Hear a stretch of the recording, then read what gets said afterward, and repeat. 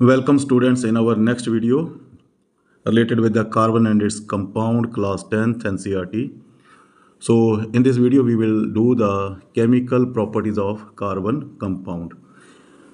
तो carbon compound के chemical properties की बात कर लेते हैं। तो carbon in all its allotropic forms burn in oxygen to give carbon dioxide along with heat and light. जो भी जितने भी कार्बन के एलोट्रोप्स हैं जैसे कि ग्रेफाइट है, कोल है, जो भी है, ठीक है ना, तो वो कार्बन में मतलब बर्न करते हैं। जैसे कोल है, कुछ भी है, तो बर्न करते हैं ऑक्सीजन की प्रेजेंस में, तो they give out the carbon dioxide plus release heat and light.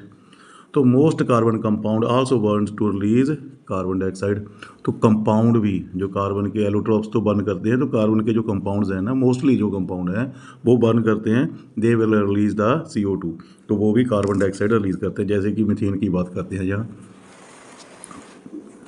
देखो, यहाँ मीथेन क्या है, कार्बन कंपाउंड है, हाइड्रोकार्बन है, तो ये ऑक्सीजन से रिएक्ट करता है, carbon dioxide, water and heat release करता है। ऐसे ही आप अल्कोहल देख लो, ये इथानोल है, CH3CH2 इनकी C2H5OH, तो ये भी ऑक्सीजन के साथ रिएक्ट करती है, तो ये carbon dioxide, water, heat and light produce करता है। तो बस मेनली क्या है कि जो भी कार्बन के कंपाउंड्स हैं, जहाँ उसके एलोट्रोप्स हैं, वो कार्बन के साथ रिएक्ट कर कार्बन के मतलब क्या है कि वो ऑक्सीजन के साथ रिएक्ट करेंगे। जहाँ ऑक्सीडेशन होगी उनकी, तो क्या प्रोड्यूस करेंगे, वो कार्बन डाइऑक्साइड प्रोड्यूस करेंगे। तो नेक्स्ट आ जाता है जी, each and every concept is related with your NCERT only, ये नोट कर लेना। तो यहाँ आपका सेचुरेटेड हाइड्रोकार्बन आ गए। सेचुरेटेड हाइड्रोकार्बन कौन से होते हैं, जिसमें मतलब कार्बन कार्बन सिंगल बॉन्डिंग हो, ठीक है ना। वो क्या करते हैं, जब वो बर्न होते हैं तो गिव ए क्लीन फ्लेम, ठीक है ना, तो वो क्लीन फ्लेम प्रोड्यूस करेंगे। मतलब क्या होती है कि मतलब नॉट यू कैन से सूटी फ्लेम होती है एक, ठीक है ना, सूटी होती है जो अनसेचुरेटेड जब बर्न करते हैं तो वो स्मोक प्रोड्यूस करते हैं फ्लेम के साथ, ठीक है ना। पर सेचुरेटेड क्लीन मतलब जो है ना, वो क्लीन अपनी फ्लेम प्रोड्यूस करेंगे। जैसे you can see that when alcohol is burning, ठीक है ना, स्पिरिट लैंप में देखते हो आप ना, स्पिरिट लैंप में जब अल्कोहल बर्न होती है या स्पिरिट बर्न होती है तो क्लीन फ्लेम प्रोड्यूस होती है। तो जब अनसेचुरेटेड बर्न करते हैं, ठीक है ना, जैसे कि मतलब डीजल में है ना, डीजल को आग लगाई जाए तो डीजल में होगा। तो और जब भी कभी देखते होगे तो आप मतलब लैंप वगैरह होते थे पहले ना, लैंप में आग लगाई जाती है तो जिसमें डीजल वगैरह डाला हो, तो उसमें क्या होगा, they will give yellow colour flame. तो वो कौन सी फ्लेम प्रोड्यूस करेंगे, येलो कलर की फ्लेम प्रोड्यूस करेंगे with lots of black smoke. उसमें क्या होगा, मतलब ब्लैक कलर का स्मोक प्रोड्यूस करेगा। अब आपका क्वेश्चन आ गया कि why do substance burn with और विदाउट फ्लेम। कुछ सब्सटेंस में फ्लेम जलती है, मतलब क्या होता है कि कुछ सब्सटेंस में लाट बलती है, कुछ में नहीं होती, ठीक है ना। जैसे कि स्टार्टिंग में लकड़ी होती है, स्टार्टिंग में लकड़ी का क्या है, वो एक लाट की मतलब रूप में बलती है, ठीक है ना। उसके बाद क्या हो जाता है, वो मतलब इट स्टार्ट्स ग्लोइंग, उसके बाद वो रेड कलर में ग्लो करना शुरू कर देती है। तो ये कारण क्या होता है कि फ्लेम जब बनती है तो क्या होता है, जब कोई मतलब लकड़ और कोल को बर्न किया जाता है तो उसमें जो मटेरियल वोलाटाइल होते हैं, वोलाटाइल कौन से होते हैं, जो इजीली वेपोराइज हो जाएं, जो सब्सटेंस भाफ बन के ऊपर उड़ जान, उन्होंने की कहने हैगे आ, they are called the volatile. इस करके क्या होगा, जो सब्सटेंस इजीली वेपोराइज हो जाते हैं तो वो सब्सटेंस की मात्रा होती है उनमें, तब जब हीट होती है तो वो सब्सटेंस उसमें वेपोराइज होना शुरू हो जाते हैं, तो उस वेपर्स को आग लगती है तो फ्लेम बन जाती है, ठीक है ना। उसके बाद जब वो मतलब वोलाटाइल मटेरियल उसमें से ख़त्म हो जाता है, जो वेपोराइज हो रहा है, तो उसके बाद ऑटोमेटिकली फ्लेम बंद हो जाएगी, तो वो क्या करना शुरू कर देंगे, ग्लो करना शुरू कर देंगे। तो देखो, flame is only produced when gases substance burn. So when wood और चारकोल इज इग्निटेड, जब उसे बाला जाता है वुड और चारकोल को, the volatile substances present in it get vaporised. तो उसमें जो वोलाटाइल सब्सटेंस होते हैं वो वेपर्स में कन्वर्ट हो जाते हैं and Burns with flame in the beginning, starting में वो अपना क्या है कि फ्लेम देना शुरू कर देते हैं। तो हर एक एलिमेंट का एक अपना कलर होता है। फ्लेम टेस्ट किए जाते हैं, आप बड़ी क्लासेस में देखोगे तो फ्लेम टेस्ट किया जाता है, उसमें आपको पता चल जाएगा कि कौन सा एलिमेंट है ये, ठीक है ना। तो अलग अलग एलिमेंट फ्लेम की अलग अलग कलर की फ्लेम होगी, ठीक है ना। तो जब बलेंगे वो अलग अलग तरह की फ्लेम प्रोड्यूस करेंगे। तो नेक्स्ट आ गया जी, आपकी एक्टिविटी है 4.5, ठीक है ना। तो उसमें आपका जो ब्लू बॉक्स है उस एक्टिविटी में क्वेश्चन पूछा गया है आपसे, क्या है कि why does the colour of potassium permanganate not disappear when excess is added. अब देखो, ये आपके पास क्या है, इथेनॉल है, जहाँ बोल दो कि इथाइल अल्कोहल है, ठीक है ना। अब इस इथेनॉल में हमने KMnO4 एक लिमिटेड मात्रा है उसकी 3 ml आपने ली है, आपकी जो NCERT है उसमें 3 ml आपने ली है, तो उसमें आपने KMnO4 ऐड कर दिया। तो स्टार्टिंग में क्या होता है कि स्टार्टिंग में KMnO4 का कलर चेंज हो जाता है, तो वो डिस्पियर हो जाता है कलर। KMnO4 का कलर जो पर्पल कलर होता है वो डिस्पियर हो जाता है, ठीक है ना। क्यों हो जाता है? क्योंकि KMnO4 ने इसे ऑक्सीडाइज कर दिया, किसे? अल्कोहल को ऑक्सीडाइज कर दिया, और अब ये किस में कन्वर्ट होगी? ये कन्वर्ट होगी इथानोइक एसिड में। तो ये इथानोइक एसिड में कन्वर्ट होगी, या इसे एसिटिक एसिड भी बोला जाता है। तो ये इथानोइक एसिड में कन्वर्ट होगी, तो KMnO4 का कलर डिस्पियर हो गया।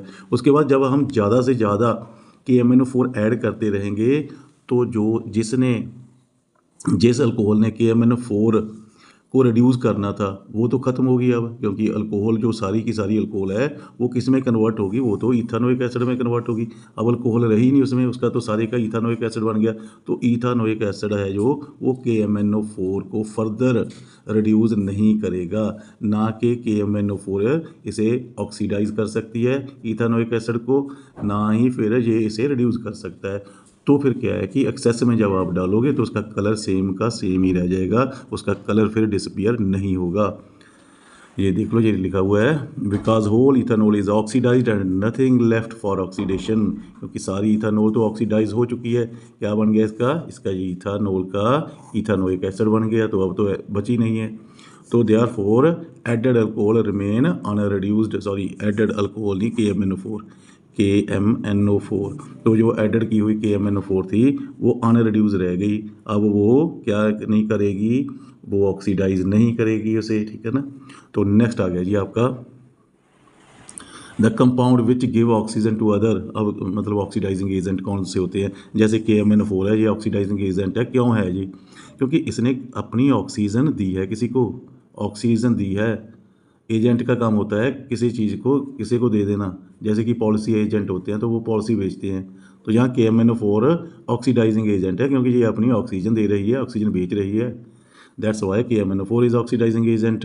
देखो, compound which give oxygen to other और oxidise other are called oxidising agent. जो किसी से ले रहे हैं, ऑक्सीजन ले रहे हैं, उनको रिड्यूसिंग एजेंट बोला जाएगा, क्योंकि किसी को रिड्यूस कर रहे हैं। अब देखो यहाँ ये KMnO4 से इथेनॉल, देखो इसने इथेनॉल ने ऑक्सीजन ले ली, ठीक है ना। तो इसे क्या कर दिया? इसने रिड्यूस कर दिया। तो ये तो हो गया reducing agent. Ethyl alcohol reducing agent हो गई, KMnO4 ऑक्सीडाइजिंग एजेंट हो गया। चलो अब हमारा है next addition reaction. Addition reaction किस में होती है? ये याद रखना कि अनसैचुरेटेड्स में होती है, जिसमें डबल और ट्रिपल बॉन्ड होते हैं। तो ये देख लो, यहाँ डबल बॉन्ड कंपाउंड है, यहाँ निकल कैटालिस्ट, यहाँ हमने हाइड्रोजन ऐड कर दी। अब देखो यहाँ मतलब ये बॉन्ड ब्रेक डाउन हो जाता है, तो 1 इलेक्ट्रॉन यहाँ आ जाता है, 1 इलेक्ट्रॉन यहाँ आ जाता है। उसके साथ ये दोनों हाइड्रोजन अपना अपना इलेक्ट्रॉन शेयर करके कोवलेंट बॉन्ड फॉर्म करेंगी और ऐड हो जाएंगी। This is called the addition reaction.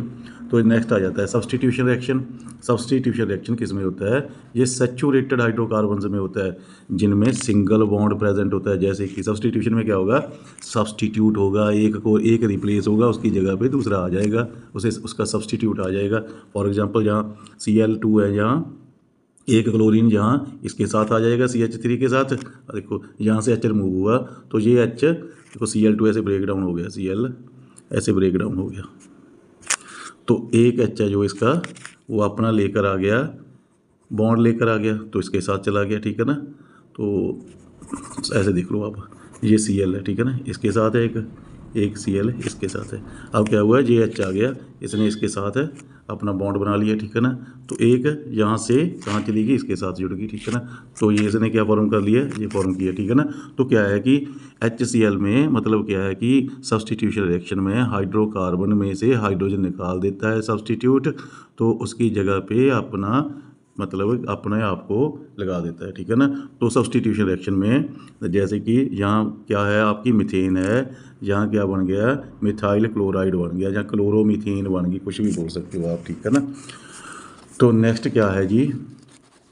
Y is the conversion of ethanol into ethanoic acid and oxidation reaction. अब देखो इथानोल ना, इथानोल को बोल रहे हैं कि इथानोल को जब इथानोइक एसिड में कन्वर्ट किया जाएगा तो वो ऑक्सीडेशन रिएक्शन क्यों है। अब देख लो, ये आपके पास इथानोल है, ये क्या है इथानोल। अब इसके पास एक ओ है, ठीक है ना। अब यहाँ इथानोइक बनेगा तो इसके पास दो हो जाएंगे, दो ओ हो गए ना। तो यहाँ एक ऑक्सीजन थी, अब जब इथानोइक एसिड में कन्वर्ट हो गया तो दो ऑक्सीजन होगी इसके पास, तो एक ऑक्सीजन ऐड होगी। जब ऑक्सीजन ऐड होगी, ठीक है ना, तो रिएक्शन कौन सी होगी, ऑक्सीडेशन रिएक्शन होगी। That's why it is a oxidation reaction. देखो क्या है इसमें, because it involves the addition of oxygen to ethanol. उसमें क्या किया इसने, एडिशन कर दिया ऑक्सीजन का, एंड रिमूवल ऑफ हाइड्रोजन। देखो हाइड्रोजन यहाँ से ऑक्सीडेशन रिएक्शन तभी है कि यहाँ से इथेनॉल से KMnO4 की प्रेजेंस में, तो क्या हुआ कि जब इथेनोइक एसिड में कन्वर्ट हुआ तो ऑक्सीजन इसमें ऐड हो गई, एक एटम ऑक्सीजन का ऐड हो गया, यहाँ दो हो गई।